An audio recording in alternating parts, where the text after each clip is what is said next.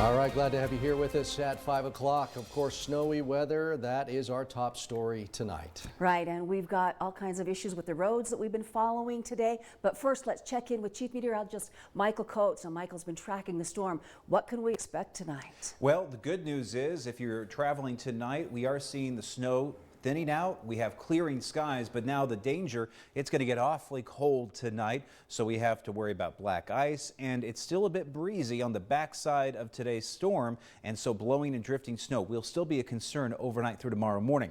But as we take a live look here at the Pocatello Farm Bureau Skycam, a much nicer picture this afternoon compared to earlier this morning when we had snow squall warnings and we had just whiteout conditions at some points along I-86 and I-15 and several accidents reported along the interstate corridor. Right now, as we take a look at those conditions, I want to show you that again, we have clearing skies, but we got hammered with snow earlier today. And here are some of the snowfall estimates. We had many folks reporting well over 6 inches of snow in the Pocatello area, and some folks even getting greater amounts as you go further east into that eastern bench area. So we were getting some folks even getting closer to a foot back into the creek there, but we have over 5 to 6 inches in town for some spots around Pocatello and Chubbuck. Idaho Falls not far behind, not as heavy as Pocatello in terms of the snowfall, but many folks in Idaho Falls, Ammon area reporting well over 3 inches of snow. In fact, some folks closer to Ammon and Iona getting well over 4 inches of snow, and even some higher amounts, of course,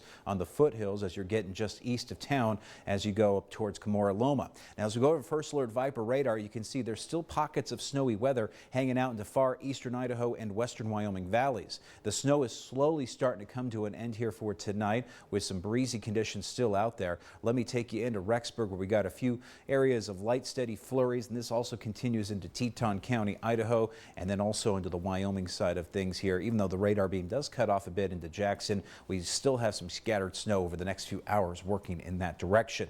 Here's a look at those current wind speeds. Like I mentioned, it's breezy out there. Blowing and drifting snow is going to be a concern. We have winds right now at 19 for Pocatello and 12 in Blackfoot. Lighter winds in Idaho Falls at 9. We'll send it back over to Todd and Linda. Okay, Michael, how quickly can you drag that back down to Highway 36? If you go back a map. We can do that real quick. I'll let you get that loaded up and we'll show that, because this kind of weather plays a big role in travel plans. Hopefully you're just staying home watching us right now. But Highway 36, we do have the map, okay, right there through Emigration Canyon. That's between Preston and Montpelier. The canyon itself is actually between Sharon to about Riverdale through Mink Creek. But Highway 36 is closed. Now, Interstate 84 between Rupert and the Utah state line has also been closed. In fact, that has been the case for most of the day. Our Ashley Chilcutt has been monitoring those road conditions today. She has some tips on safe driving. Encountering snowy roads seems inevitable in Idaho winters, but there are some things you can do to make it to your destination safe and on time. A big thing is equipment, right? If their windshields are not cleared off, you'll see the people, they're in a rush, they're in a hurry, and they scrape off just a little bit. So your windshield has to be completely cleared off. And then the same with the lights. The lights aren't working.